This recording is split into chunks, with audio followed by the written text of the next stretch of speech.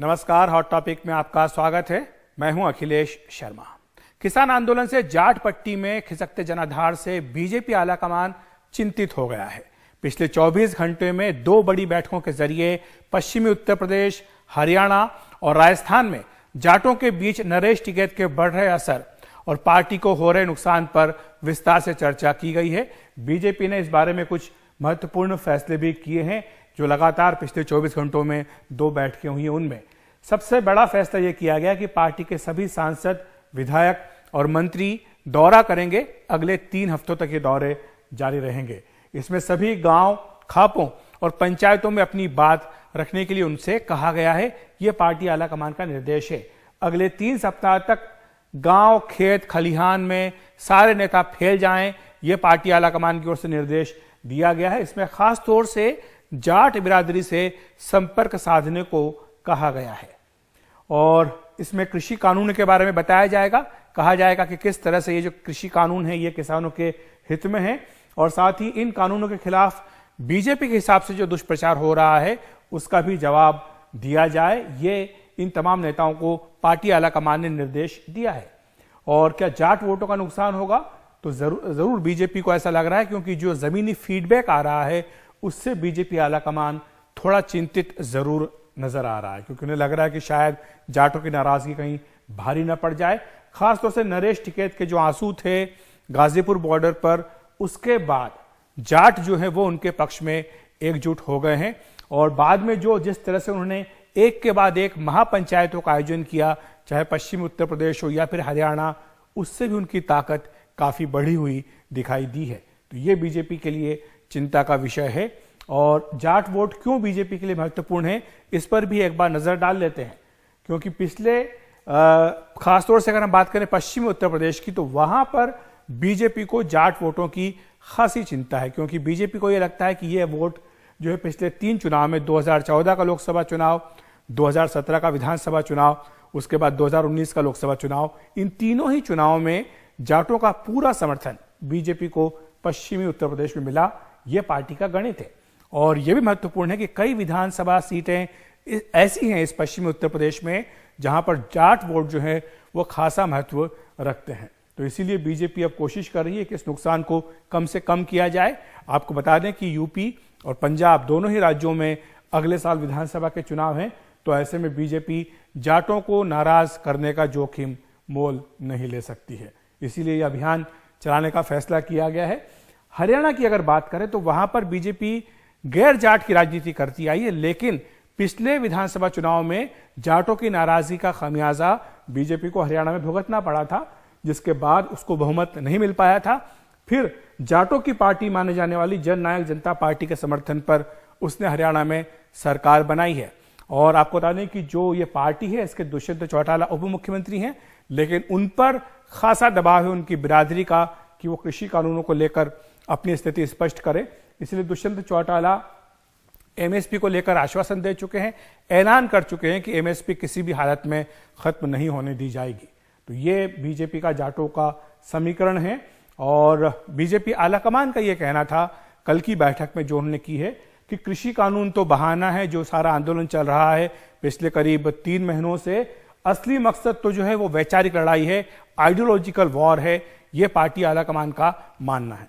वो ये भी मानते हैं कि जो किसान आंदोलन है इसका अब राजनीतिकरण पूरी तरह से हो चुका है। ये बीजेपी का अपना आकलन कह रहा है। और इसके पीछे वजह यह है कि जिस तरह से राहुल गांधी हो, चाहे प्रियंका गांधी वाड्रा हो या फिर अरविंद केजरीवाल, एक के बाद एक उन्होंने जो किसान महापंचायत करने की बात कही है उससे बिल्कुल साफ हो गया है कि इस आंदोलन का राजनीतिकरण हो गया है। और अब इसीलिए बीजेपी ने भी यह फैसला किया है कि वो इस पूरे राजनीतिक हो चुके आंदोलन का मुकाबला राजनीति के हिसाब से ही करेगी। और इसीलिए एक के बाद एक बैठकों का सिलसिला हुआ है। पिछले 24 घंटों में 2 महत्वपूर्ण बैठक हुई हैं बीजेपी मुख्यालय पर, जिसमें कि अमित शाह, जेपी नड्डा, नरेंद्र सिंह तोमर, संजीव बालियान, ये तमाम नेता कल शाम को मौजूद थे। कल देर रात तक ये बैठक चली थी। और साथ ही साथ आज जो है एक जो महत्वपूर्ण बैठक हुई है वो संजीव बालियान, जो कि केंद्रीय कृषि राज्य मंत्री हैं और पश्चिमी उत्तर प्रदेश के ताकतवर जाट नेता हैं, उनके घर पर हुई, जिसमें कि बीजेपी किसान मोर्चे के जो राष्ट्रीय अध्यक्ष हैं वो इसमें मौजूद थे। साथ ही पश्चिमी उत्तर प्रदेश के जाट और विधायक मंत्री भी आज की इस बैठक में शामिल हुए। तो बीजेपी की पूरी कोशिश यही है कि जवाबी रणनीति तैयार की जाए ताकि जो आंदोलन का राजनीतिकरण हो गया है उनके हिसाब से उसका मुकाबला किया जा सके। और क्या कहा है राजकुमार चाहर ने इस बैठक के बाद, उनको भी सुन लेते हैं। उससे पहले संजीव बालियान ने क्या कहा है उन पर भी एक बार नजर डाल लेते हैं। देखिए, कोशिश तो करेंगे, हम सरकार का हिस्सा हैं, हमारा कर्तव्य है कि हम किसानों के पास जाएं और बातचीत करें। हम हमेशा बातचीत की पहल करते आए हैं, सरकार की तरफ से हमेशा पहल हुई है। प्रियंका गांधी जी ने एक ट्वीट किया है, गन्ना किसानों को सही मूल्य नहीं मिल पा रहा है, लगातार वो भी महापंचायत में हिस्सा ले रही है, तमाम लोग जा रहे हैं, क्या कहना चाहेंगे सर? हाँ, वो इस बात का फायदा उठाना चाहते हैं। कांग्रेस एक गिद्ध के रूप में है जो इस बात का, आंदोलन का कहीं से कहीं फायदा लेने का प्रयास कर रही है।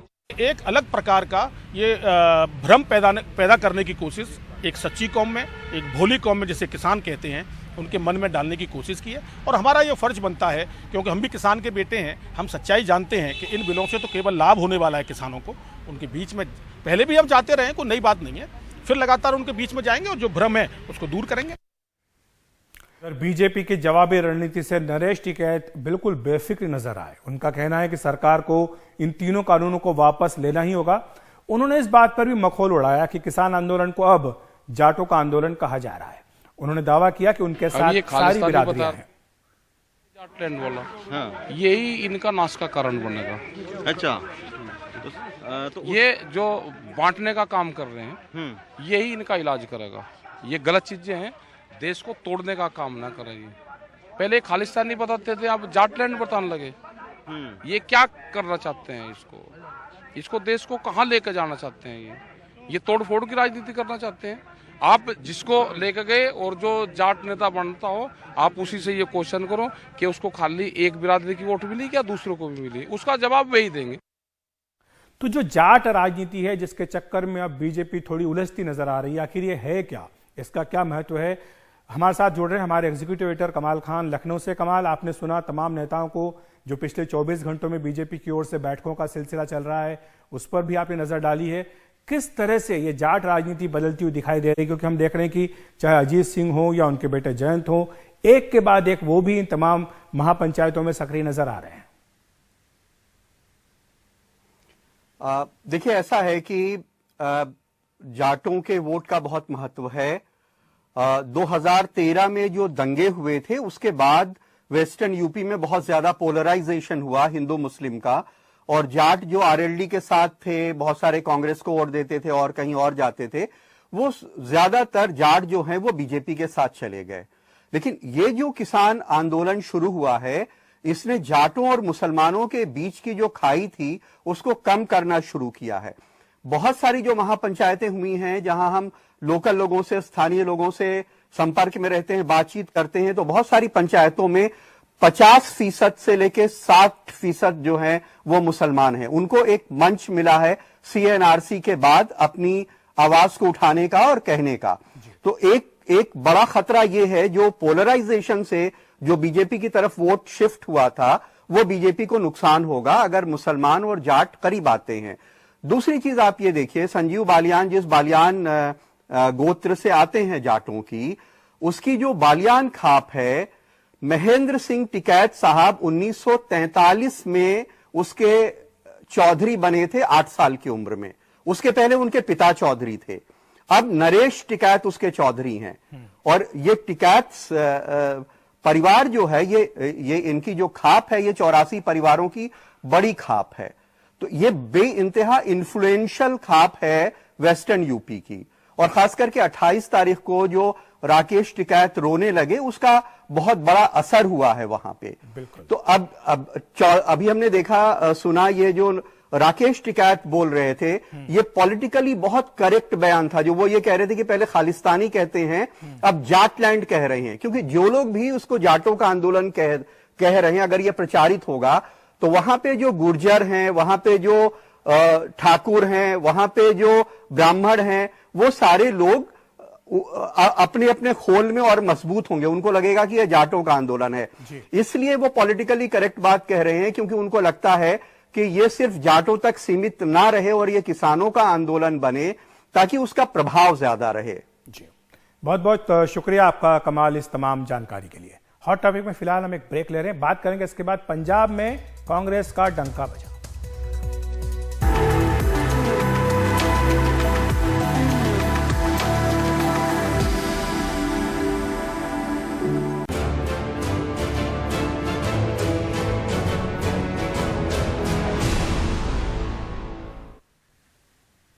कांग्रेस ने पंजाब में स्थानीय निकाय के चुनाव में 7 नगर निगमों पर क्लीन स्वीप कर लिया है।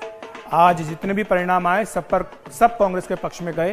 किसान आंदोलन के साए में हुए इन चुनावों में बीजेपी का सूपड़ा साफ हो गया। अकाली और आम आदमी पार्टी को भी जबरदस्त झटका लगा है।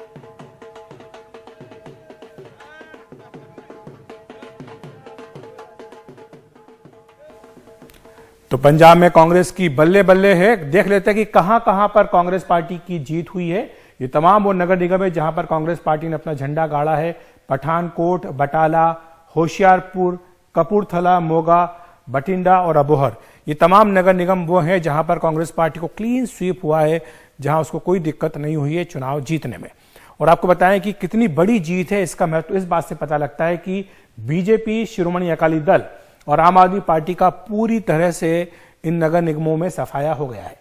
बठिंडा जो नगर निगम है वहां पर कांग्रेस पार्टी पूरे 53 साल के बाद उसने जीत हासिल की है। तो ये एक बड़ी जीत है। और यहां पर हरसिमरत बादल जो हैं वो अकाली दल की सांसद हैं इसी लोकसभा सीट से, जहां पर 53 साल बाद कांग्रेस पार्टी जीती है। अगर वार्ड की बात करें तो 1815 वार्ड हैं जिनमें से कांग्रेस ने करीब 1200 सीटें जीत ली है। तो ये इस हिसाब से बताता है कितना बड़ा परसेंटेज जीत का आया है। शिरोमणि अकाली दल को केवल 289 सीटें ही वहां पर मिल पाई हैं और बीजेपी को 38 वार्ड में और आम आदमी पार्टी को केवल 57 वार्ड में ही जीत हासिल हुई है। 350 जो सीटें हुई थी नगर निगम की, वहां पर 281 पर कांग्रेस को जीत हासिल हुई है और शिरोमणि अकाली दल को 33, बीजेपी को 20 और आम आदमी पार्टी को केवल 9 सीटों पर जीत मिल पाई है।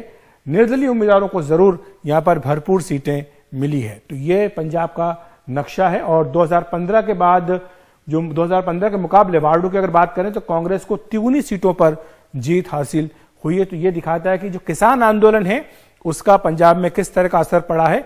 जो राजनीतिक परिणाम है ये एक दिशा बता रहे हैं। आपको ये बता दें कि अगले साल जो है वो पंजाब में विधानसभा के चुनाव हैं, तो ऐसे में ये नगर निगम के चुनाव के जो परिणाम आए निश्चित तौर पर कांग्रेस का हौसला बढ़ाएंगे। तो हॉट टॉपिक में इतना ही। देखते रहिए एनडीटीवी इंडिया। म्युनिसिपल इलेक्शन के जरिए बीजेपी लीडरशिप नूं आ एक मैसेज क्लीयर कट पहुंच जाना चाहिए है। इत्थे ही नहीं, पंजाब की लीडरशिप नूं नहीं, असल जिहड़ा स्नेह है दिल्ली लगना चाहिए है। जो पंजाब की बांह मरोड़ रहे हैं, पंजाब दे नाल धक्का कर रहे हैं, पंजाब नूं बदनाम कर रहे हैं, पंजाबियों नूं बदनाम कर रहे हैं, खास तौर पर साडा जिहड़ा किसानी नाल जुड़िया किसान भाईचारा बैठा है उन्होंने बदनाम करने की कोशिश कर रहे हैं। उन्होंने एक सुनेहा भेजिया है भी अज हालात उन्हां शहरी हलकियां दे विच जिन्हां दी ठेकेदारी बीजेपी ने लै रखी सीगी, उन्हां दा सूपड़ा साफ करके एक मैसेज दिता है भी पंजाब अपना हक लेना लोकतांत्रिक तरीके नाल जाणदा है। जे श्रोमणी अकाली दल दे प्रधान दे उत्ते ही गोलियां चलातियां ते बेचारे छोटे मासूम वर्कर दा की हाल कीता होगा कोई भी अंदाजा ला सकदा है। लेकिन काबिले तारीफ कि साडे वर्करां ने, साडे उम्मीदवारां ने डट के इस कांग्रेस पार्टी दे जोर जबर दा मुकाबला कीता, लड़ाई लड़ी। परमात्मा दी किरपा दे नाल 2022 च श्रोमणी अकाली दल दी सरकार बनन लगी है ते जिहड़े कांग्रेसियां ने जोर जबर कीता उन्हां दा तां जिहड़ा हाल होगा, लेकिन जिहड़े अफसरां दा सहारा लैके इन्हां ने जोर जबर कीता, मैं कहंदी उन्हां अफसरां नूं बहुत सचेत होण दी लोड़ है क्योंकि उन्हां दे एक एक दा हिसाब किताब लिता जाऊगा। एक बार फिर मैं अपने समूह पार्टी नूं, अपने वोटरां नूं, अपने वर्करां नूं मेरे वल्लों बहुत बहुत बधाइयां होण।